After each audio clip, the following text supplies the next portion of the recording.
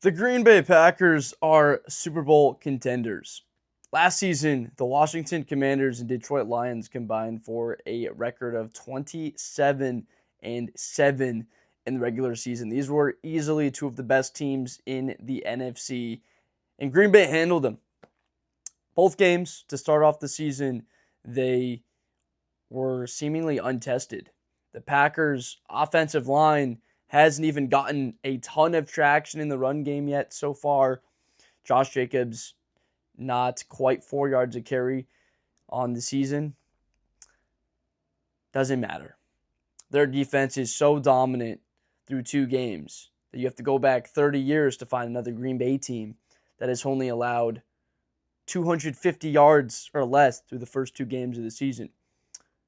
Again, we need to remember that this was a Washington team coming into the year with NFC East expectations. Jayden Daniels in his second year. They bring in the weapon of Deebo Samuel.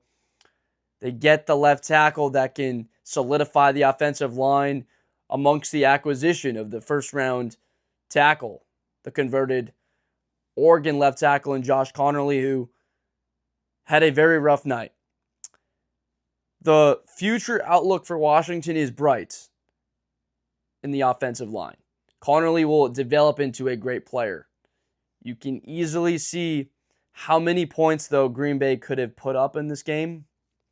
That it was only a 9-point game at the end, and it felt like it was a 3-score football game or more.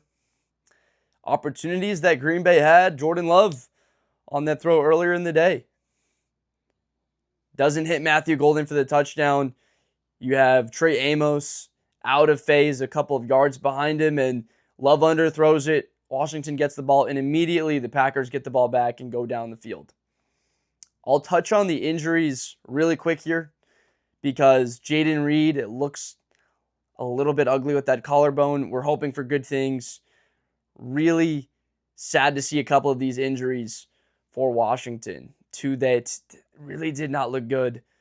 You're hoping for the best. The leg, and then we saw the Achilles later on in the game to Eckler. Now, we got to talk about this game early on because besides the original shift in momentum, what gave me a lot of hope in the Washington Commanders and showed you how good of a football team they are and how surprisingly dominant Green Bay has been through two games, is Washington kept fighting. This was a game in the fourth quarter.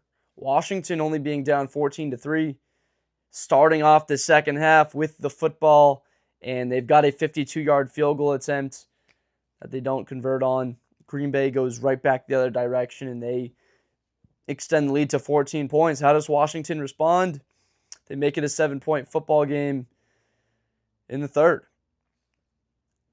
The Packers immediately have their own response, and they extend the lead again to 14 points. Another stop, extend it to 17. The game's over. Washington kept fighting, and Kirk Herbstreit talked about it. Early on in the season, you're trying to see what the makeup of this team is versus last year. Last year, Washington made a habit of winning close games, of fighting to the end with opponents, and Jayden Daniels had pulled some heroics that he was as good as anybody in the fourth quarter.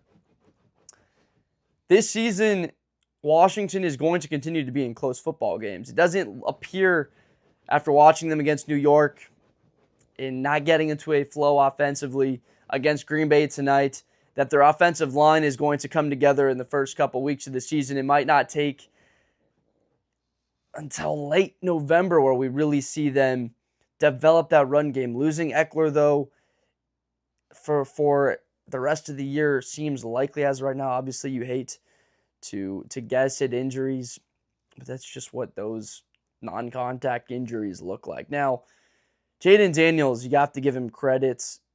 He had a tough day in the pocket and still wound up with an 84 quarterback rating, 2 touchdowns, 200 yards passing the football.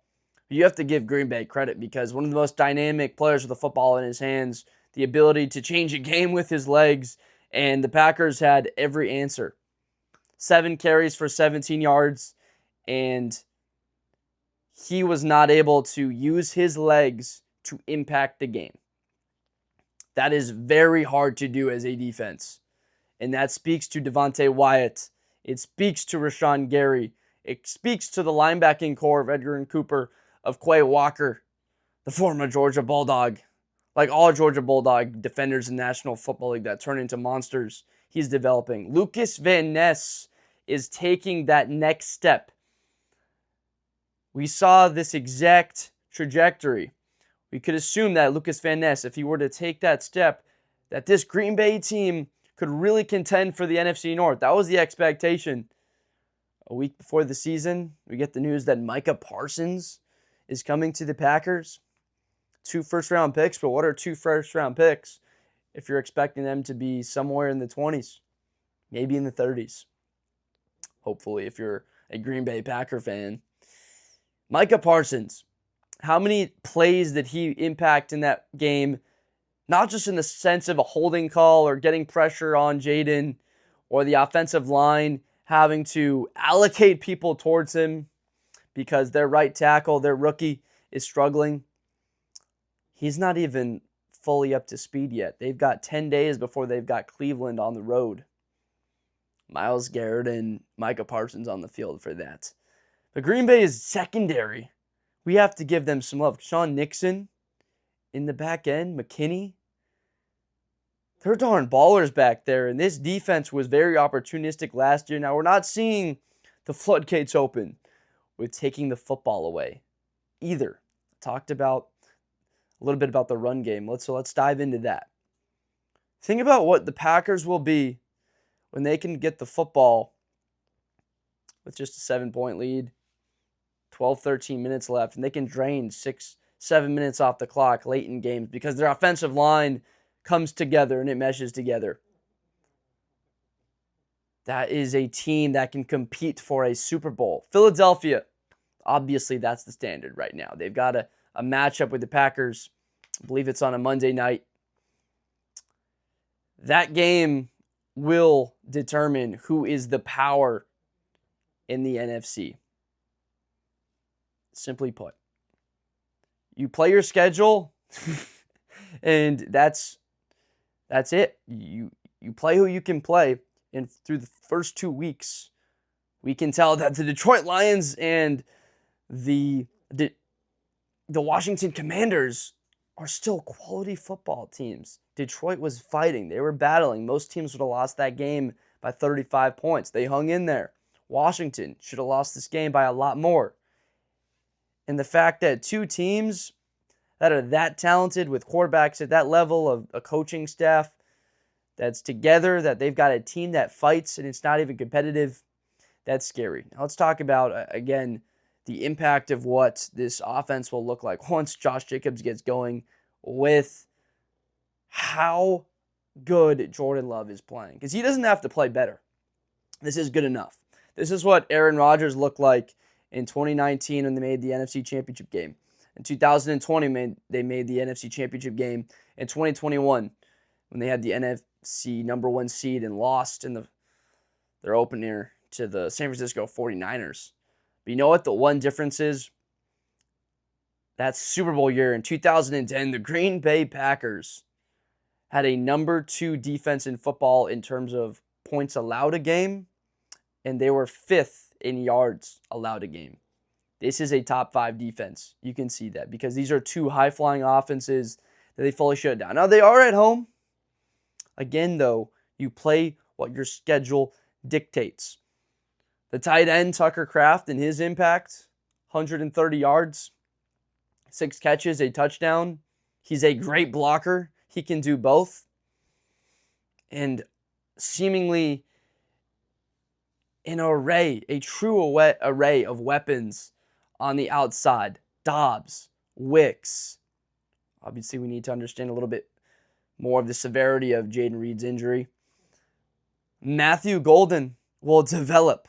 It's not just this year, folks, to think about how scary Green Bay is in the future of what Matthew Golden will look like. So the Green Bay Packers in this one, they really put on a classy effort, and I can't still speak enough about Washington, how commendable that was, because it's early in the season. This is as bad as the offensive line will look. They've got 2 guards that are hurt, that they're meshing and trying to figure out the interior right now and plug that together and working out the right tackle. Laramie Tunsil, the most penalized offensive lineman in football last season, working him in to the rotation and getting him fully ready. This is a Washington team that absolutely later on in the season can contend for a playoff spot, and they don't play the Philadelphia Eagles till week 16, and then week 18. They play them 2 of the last 3 games. If they're just within a game heading into the last 3 weeks, maybe even 2 games, they absolutely have a crack at the division. And based off of what we saw from that receiving core, Deebo Samuel, the impact play he made to start the second half with the 50-plus yard return, Terry McLaurin still making plays, Zach Ertz, the tight, they have their weapons. Now the concern, of course, is Bill. Ja'Cory Krosky Merritt. He went down, had the injury. We have 3 guys with that Washington team. Brian Robinson is not there. Who do they turn to run the football? As of right now, it looks like they may have to go out and trade for somebody, pick up a free agent, because immediately this run game, in the matter of 3 hours, 4 hours, the outlook has fully changed. What appeared last week that will be suitable, that you can play out for the season, it does not look positive, unfortunately, because injuries are such a large part of football. They happen. Everybody has to typically deal with them. It's the teams at the end of the season that are the most well put together. They have guys out there with bandages and braces on, playing through the nicks and playing hurt. Those are the teams that really have the best shot because they've got their players. They've got their best players out there on the field. And unfortunately, what often happens is teams do have injuries.